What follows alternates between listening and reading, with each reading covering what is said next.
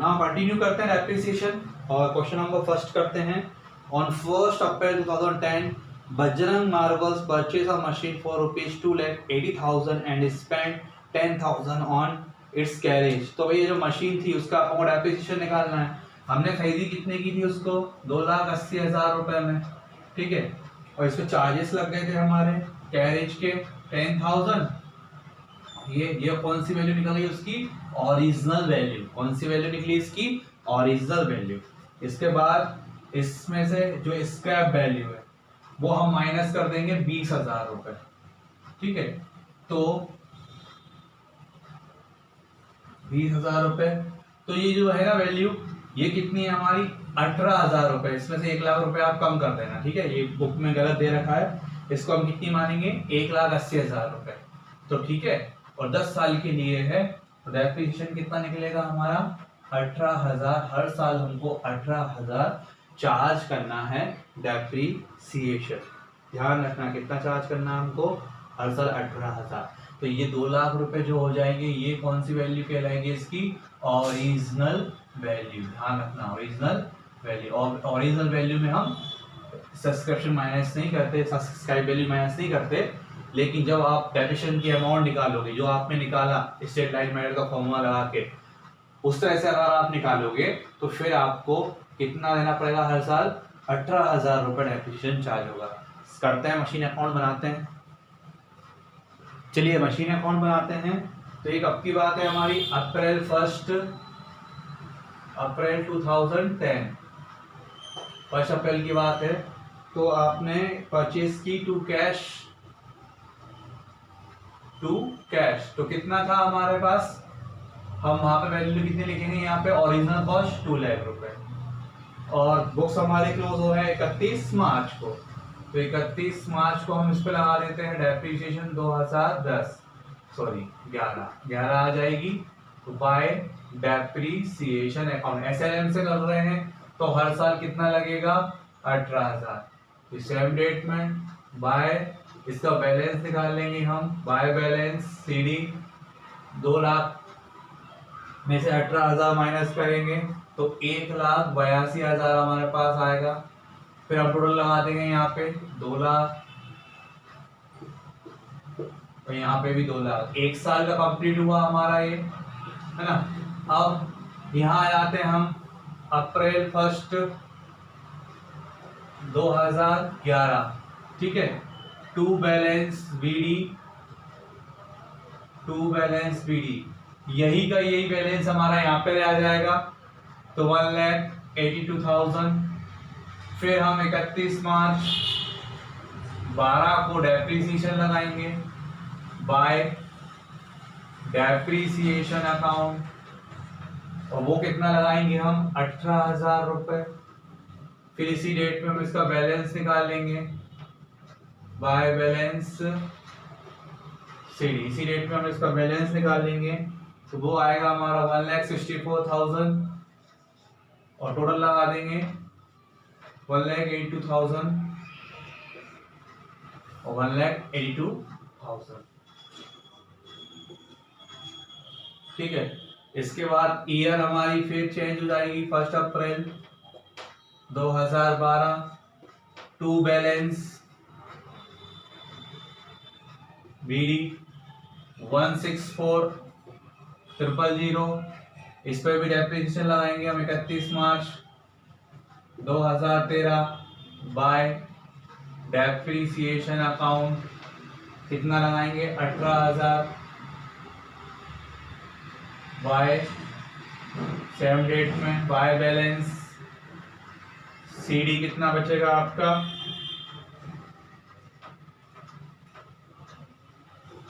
146,000। यहाँ टोटल लगा देंगे, यहाँ पे टोटल लगा देंगे।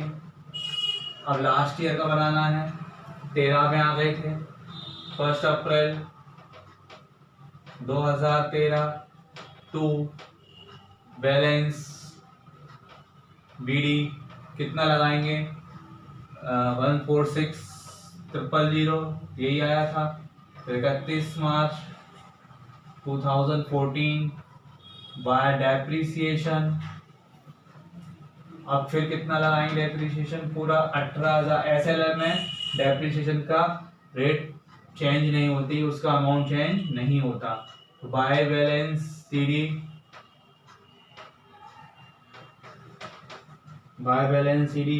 तो बाय बैलेंस सीडी हमारा आएगा 1,28,000 और यहाँ पे 146,000, 146,000। ये हुआ आपका कौन सा अकाउंट, मशीन अकाउंट। कौन सा अकाउंट बनाया मैंने, मशीन अकाउंट। डेप्रिसिएशन अकाउंट बहुत सिंपल है, हम पहले भी कर चुके हैं, तो वो आप खुद कर सकते हैं डेप्रिसिएशन अकाउंट। चलिए डेप्रिसिएशन अकाउंट बना ही लेते हैं। तो 31/2011 को डेप्रिसिएशन लगाया था आपने, तो यहाँ पे क्या लिखेंगे आप, मशीन अकाउंट 18,000 रुपए। और यहाँ पे 31 मार्च 2011, यहाँ पे आपको लिखना है bye profit and loss account, तो उसको ही ट्रांसफर कर देते हैं हम वहाँ पे, खत्म। इस तरीके से आपको चारों बार लिखना है। अब 31 मार्च 2012 टू मशीनरी, फिर डेप्रिसिएशन लगाया था आपने, टू मशीन अकाउंट कितने का, 18,000। फिर 31 मार्च को 12 को हम bye profit and loss account, कितना, 18,000। ये डेप्रिसिएशन अकाउंट है, ध्यान रखना है ना।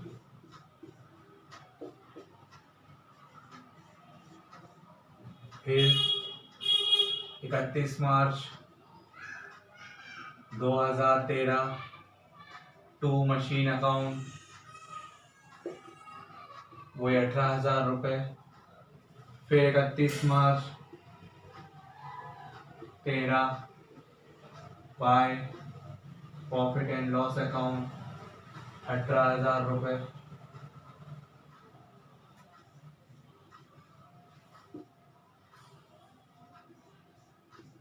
ठीक है।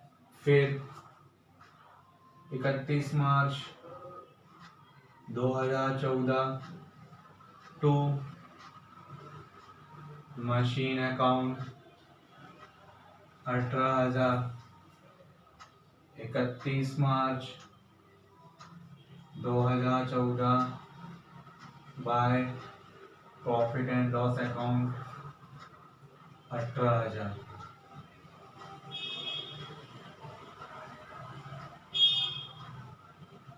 तो ये बन गया आपका depreciation account. Question number first की पहली कंडीशन हमारी कंप्लीट हुई। अब कंडीशन नंबर 2 करते हैं। इसमें लिखा है prepare machine account, depreciation account और provision for depreciation account. Accumulated depreciation account जब भी बनाते हैं, जब हम कभी भी प्रोविजन फॉर डेप्रिसिएशन अकाउंट बनाएंगे तो फिर हम मशीन अकाउंट बिल्कुल डिफरेंट बना लेते हैं।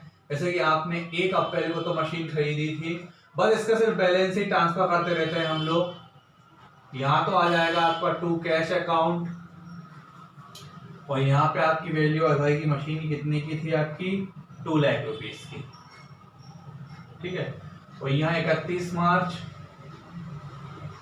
2011 यहाँ लिख देंगे आप, सॉरी, बाय बैलेंस सीडी। ये कौन सा अकाउंट बना है, मशीन अकाउंट, जहाँ जब हम प्रोविजन वाला काम करेंगे तब हमें ऐसा ही करना है, सिंपल सा करना है। सिर्फ 2,000 रुपए, सॉरी 2 लाख रुपए लिख देंगे यहाँ पे, और यहाँ पे टोटल लगा देंगे 2 लाख रुपए का।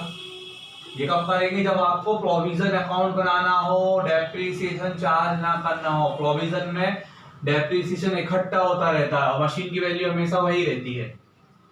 अभी यहाँ पे जाएगा हमारा 1 अप्रैल को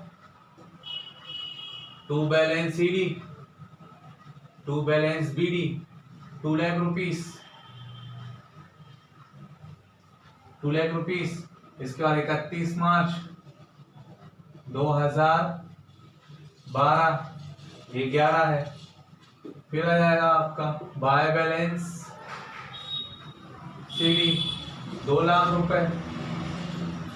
ये कब करना है, जब आपसे डेप्रिसिएशन अकाउंट, प्रोविजन अकाउंट पूछा हो कि आप प्रोविजन फॉर डेप्रिसिएशन अकाउंट बनाओ, तब अपन को ये करना है। ध्यान रखना।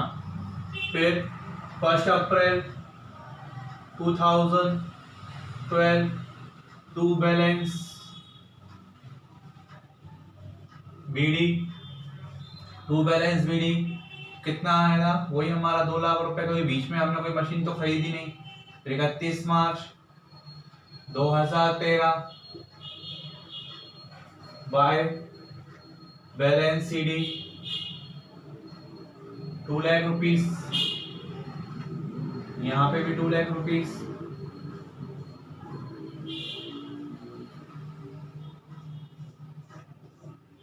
ठीक है। फिर 1 अप्रैल 13 टू बैलेंस बीडी कितनी, 2 लाख रुपीस की। 31 मार्च 14 बाय बैलेंस सीडी। इस तरीके से हम 4 साल का बना लेंगे। कब, जब हमें प्रोविजन अकाउंट बनाना होगा तब। अभी हमें डेप्रिसिएशन अकाउंट बहुत सिंपल था, लेकिन जब आपसे पूछना प्रोविजन फॉर डेप्रिसिएशन अकाउंट बनाओ तो पहले आप मशीन इसी तरीके से करेंगे, क्योंकि प्रोविजन में कभी भी उसकी वैल्यू कभी कम नहीं होती मशीन की, वो हमेशा कॉस्ट प्राइस पे ही चलती रहती है, लेकिन वहां पे हमारा प्रोविजन इकट्ठा होता रहता है। जब हम प्रोविजन फॉर डेप्रिसिएशन अकाउंट बनाते हैं तो क्या कॉस्ट की वैल्यू हमेशा रिमेनिंग वही रहती है, वो उतनी रहती है, और यहाँ पे हमारी डेप्रिसिएशन की वैल्यू क्या हो जाती है, बढ़ती रहती है। अलग अलग से इन दोनों की वैल्यू शो करते हैं, असेट्स को अलग शो करेंगे और डेप्रिसिएशन को अलग शो करेंगे। जैसे आपने पहला डेप्रिसिएशन लगाया था 31 मार्च को 2011 को बाय डेप्रिसिएशन अकाउंट कितना था आपका, 18,000 रुपये लगाया था। तो फिर वही डेट में 31 मार्च को 2011, ठीक है। यहाँ लिखना पड़ेगा आपको टू बैलेंस सीडी कितना, 18,000 रुपये।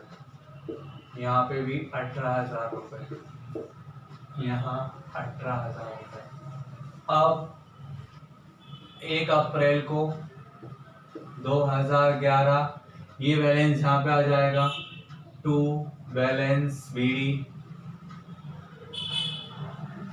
कितना, 18,000 रुपये। फिर 31 तारीख को 31 मार्च को 2012 को आपने फिर डेप्रिसिएशन लगाया होगा, है ना। इसमें डेप्रिसिएशन की वैल्यू क्या हो जाती है, प्लस होती चली जाती है। तो अब यहाँ पे हो गया होगा 36,000। तो यहाँ की जो जोड़ लिया हमने तो वो लिख लेंगे हम यहाँ पे 31 मार्च 2012 टू बैलेंस सीडी कितना, 36। अब फिर यही बैलेंस फिर यहाँ आ जाएगा 1 अप्रैल को 2013 टू बैलेंस बीडी, ठीक है। फिर मार्च 31 2014 ये 12 थी मार्च, ठीक है। तो यहाँ पे ठीक है, ये 12 थी तो यहाँ पे 12 ही आएगी, तो यहाँ पे 12 है तो यहाँ पे 13 हो जाएगा, ठीक है। तो 2 क्या करना है अपन को यहाँ पे, फिर डेप्रिसिएशन लगा देंगे। डेप्रिसिएशन अकाउंट कितना, 18,000 रुपए। तो कितना हो जाएगा ये हमारा 54, कितना हो जाएगा 54,000, 54,000 ये हमारा हो जाएगा। इसके बाद फिर हमारा ये बैलेंस यहाँ पे लिखना ही पड़ेगा हमको 2013 में मार्च टू बैलेंस सीडी 54, ठीक है। फिर यही बैलेंस हमारा यहाँ पे अप्रैल में 13 कितना आएगा, टू बैलेंस BD 54 जोड़ देंगे, डेप्रीसिएशन 18,000,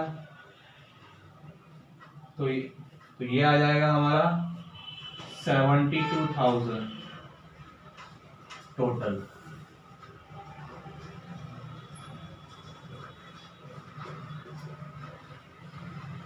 यहाँ वही लिखेंगे 30 मार्च 14 टू बैलेंस CD। इस तरीके से करना। इसमें क्या होता है, हमारा डेप्रीसिएशन जुड़ता हुआ चला जाता है, और जो हमने पहले मेथड की थी वो हमने मशीन की वैल्यू में से कम करते रहे। लेकिन इसमें क्या होता है, मशीन का बैलेंस अलग चलता रहता है और डेप्रीसिएशन का बैलेंस अलग चलता रहता है। इस तरीके से आपका ये आएगा 72,000। ओके।